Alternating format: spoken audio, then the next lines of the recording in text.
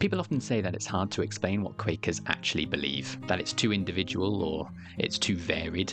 I just don't think it's that complicated. In fact, I think it's pretty simple. In this video, I'm going to walk you through 6 core Quaker beliefs and why, if you're Quaker curious, they might be something that speak to you too.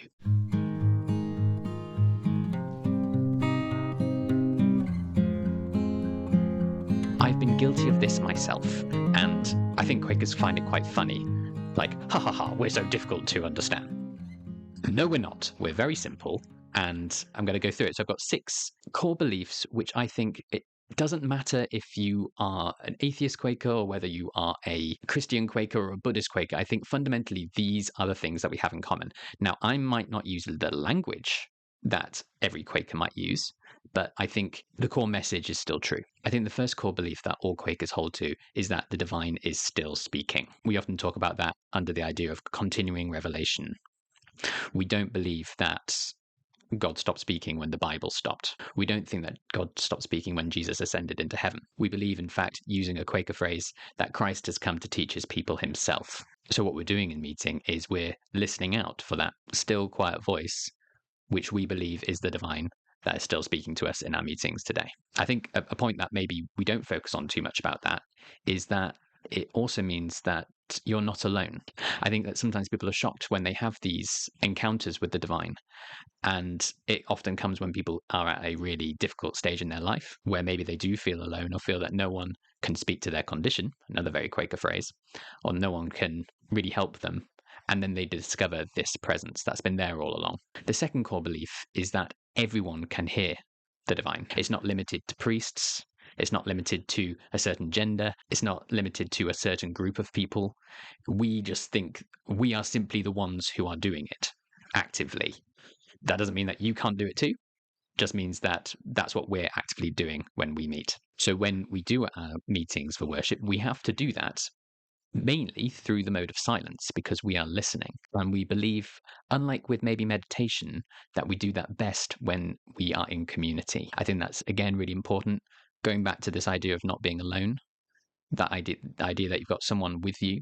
And I think this is important not only to enhance your spiritual experience, but also to help you test what you're listening to, making sure that it is the divine that you're hearing and not just your subconscious. And only by doing this, I think in a gathered meeting, are we able to do that really effectively. I think the third core belief that Quakers believe is that God can speak to us anywhere. We are not bound to a certain day, time, place in order to have this access with the divine. We can meet whenever we want. And it also means that, therefore, it's not just a church or a sacred building which is sacred, but the whole world is sacred. I think that's really important in terms of how Quakers see the world, that the world isn't this materialistic thing that is there for our use, but is something that is integrally bound with our understanding of the divine. So that means that is why, for example, lots of Quakers are so involved in action against climate change and things like that. Belief number 4, because we believe that anyone can minister, that God speaks to everyone, we need to be very mindful of what we say. Some people talk about that Quakers uphold the idea of the priesthood of all believers, that we are all ministers. And because of that, we have to take with responsibility what we say. And that doesn't just mean a meeting, that means out in the world as well. We need to be as close to the truth as we can in all that we say. In the past, this has meant that Quakers haven't taken oaths because they thought it leads to a double standard of truth. I'm telling you the truth now, but I wasn't before. I might not even be now, who knows? And to speak plainly as well, not use flowery language, and even actually to use plain language as much as possible in order so that everyone's understood and you're not trying to aggrandize yourself in terms of what you're saying by seeming more intellectual maybe than you are. Because we can all minister, and because, as far as we can see it, there's no difference between anyone in the world and in the eyes of the divine, then we are all equal. And because we're all equal, that has a fundamental impact on how Quakers view others. And we do what we can to make sure that we give everyone integrity and respect and the worth that they deserve, because we see, as we say, that of God in them. So this is why Quakers work so hard in order to try and support the marginalized as much as possible throughout history, whoever the marginalized may be. But that is the reason behind it, is because fundamentally we believe that they all have access to the divine, just like us, and we need to do the best to uphold them. And I think the final point, following on from that, because we believe that everyone is equal, We therefore cannot kill for exactly the same reason. We believe that they have access to the divine. We believe that they have something special that the divine is trying to tell the world through this person or through these groups of people. And therefore, we cannot rid the world of that. That is going beyond what we are able to do. So this has meant that throughout our history, the Quakers have had a big impact when it comes to what we call the peace testimony. So things like peace marches, protesting outside arms fairs, and things like that. These are things that Quakers often feel led to do because of these beliefs, which all fall from the same source. Now, I think this is really simple. And I think in of itself, this is a very Quaker thing. Simplicity. I think this is probably my last point, the sort of overarching point, is that this actually isn't complicated at all.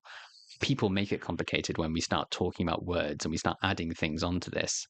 But I think fundamentally, if we just look at these 6 points, the divine is still speaking. We can all hear the divine, and that we hear that best in worship together, that we can hear the divine anywhere, and therefore everywhere is sacred. Because we can all minister, we need to be mindful of what we say and uphold the truth. Because we can all minister, we are all equal. And because we are all equal, we cannot kill people, as I said. Going on from that, people might use different language. People might feel uncomfortable with some other people's language.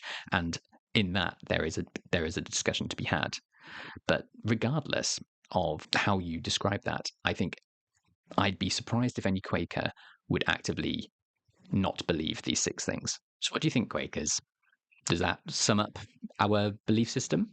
I probably have missed things out, but I think if we break it, if we really focus on the truly important stuff, I think I've got quite a lot of the testimonies in there. I think I've got a lot of explanations as to why we do some of the major things that we do and have done in our past. And if you're just Quaker curious, is there any of this which spoke to you, or even just got you more curious? Anyway, I hope that was nice and simple, and I'll see you in the next video. Thank you very much for watching the video. If you liked it, please do click on the thumbs up and the subscribe button to get more videos about Quakerism in the UK today. It really does help, and thanks once again.